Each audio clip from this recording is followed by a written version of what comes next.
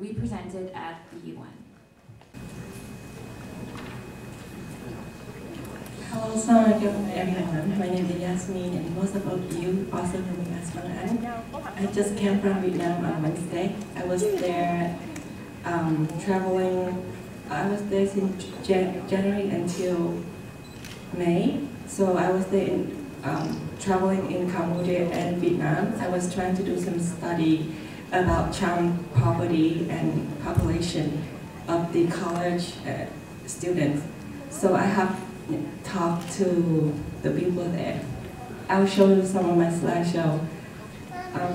The project that I have been doing is Moonlight Humanity Foundation. We are 501c3 registration, and I've been doing it since 2010. And my board member is Julie, and Azura is part of the Moonlight Humanity Foundation. And we are focusing on helping Cham. The article is say that indigenous and displaced people. That's what we're focusing on helping. Move on to the next. So this is what moved me when I first saw this house that the Cham people are living in Cambodia and Vietnam. I first saw this picture was in 2009. And I felt like we need to do something. And in order to help Cham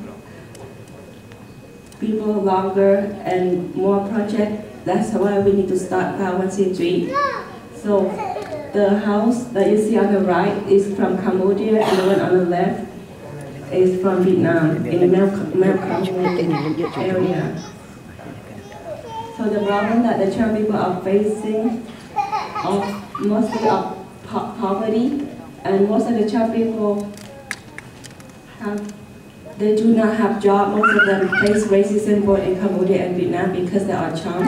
And in Vietnam, when I talk to the people who graduate, most of them don't have a job. In order to get a job, they have to bribe the government about $5,000 in order to get a job. And even then, their position is not guaranteed.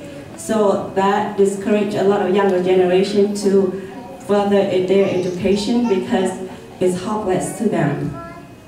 There's no point for them to go to school if they cannot find a job, and if they graduate and they have to bribe for $5,000, and the salary for them 1 month is only $100 or $200 at the most, and then they have to go from their village to the city is like an hour ride, and so that's only enough for their gas.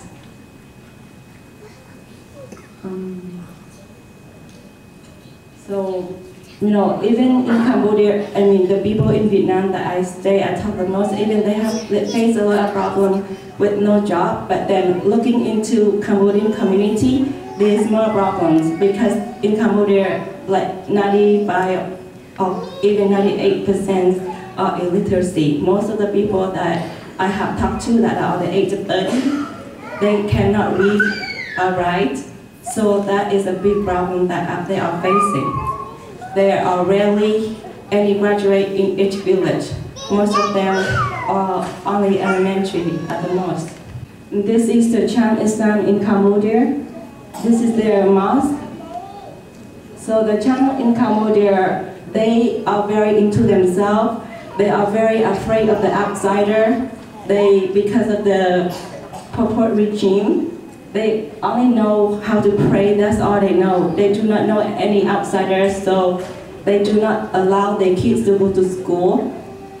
That's why most of the children are illiterate in Cambodia. This is the Cham students camping in Saigon that I have attended 2 weeks ago.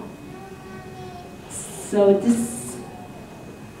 the reason why they have to have it at the Saigon because the government do not allow the Cham people to have camping in their own village because they cannot keep track of the Cham people, who they are. So they only allow the Cham people to have it in Saigon. And I pointed the arrow down as the 2 BC over there. One of the guys played a role as the owner of the camping, and the other guy was taking the picture of each person. And he was taking picture of who's attending and everyone's name.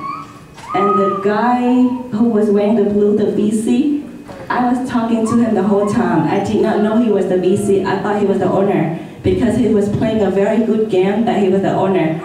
I did not find out until one of our Cham students told us that the owner told us that he wasn't the owner. Yeah. So this is the Cham people that I found at the park. I was very surprised when they told me who they are. They are the groups of Cham people who are homeless. They stay at the park. It's been a week with no jobs and no food. They barely eat one meal a day. And I tried to tell them I will take them to eat, and they say no, it's just too expensive because I give them, you know, some money they just want to keep for a later day. And because most of them are only in second grade, ninth grader at the most. They are from the Champa in central area. And this is the mountain people we call the Rockline.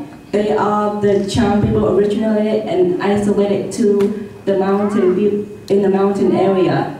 They cannot build a water well because there is so much rocks, and their well are very expensive. It's like 30 times more expensive than the people in Cambodia or the base area. That's why there's rarely anyone building water well in the area, and I am trying to do fundraising to build water well in the Ragla area. It's a cost about $3,000 for them to have one well. And they are based on water in order to do agriculture. Without water, they cannot do anything. And this is the Cham student in Cambodia. There are 70 people in the room. And they are from all different religions. Most of them are the pioneer in college in their village. And the brother in the blue, his name is Abu, and he's the first one that graduated from college in his region. He went around and preached to everyone and have the people to run around and preach to the parents, motivate the parents to take their kids to go to school. And these are the talented Cham people that I found. They are very talented. They can make CD, karaoke, and can cook, but they are lack of funds. We will working on microfinance. Okay, and this, Moonlight Humanity, we have been providing water wells for 50 water wells, the traditional and the water pump. And this is all the Cham students that are in Cambodia and Vietnam. And these are the Cham people that I have visited in Japan. And so we work with the Japanese government to help the Cham people to study there, and they have sponsored about 11, actually like about 20 people already. Unfortunately, we are running out of time. I do encourage all of you to come speak to the speakers one-on-one during our break or even at lunch. I apologize that we are running out of time.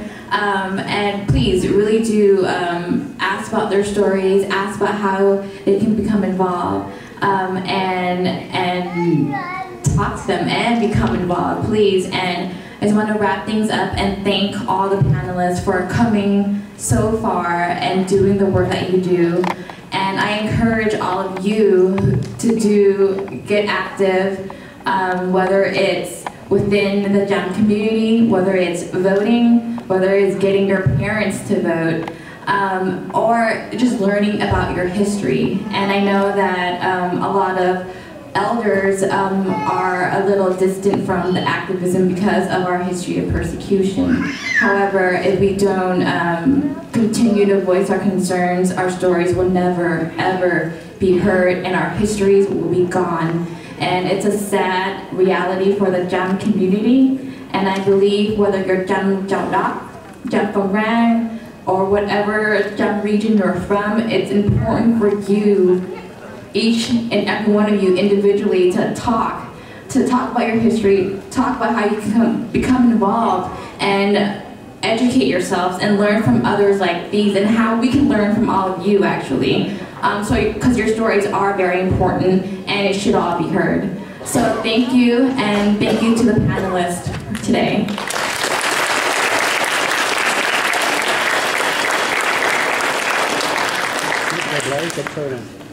I think we're gonna break for 5 minutes until the next panel. Thank you.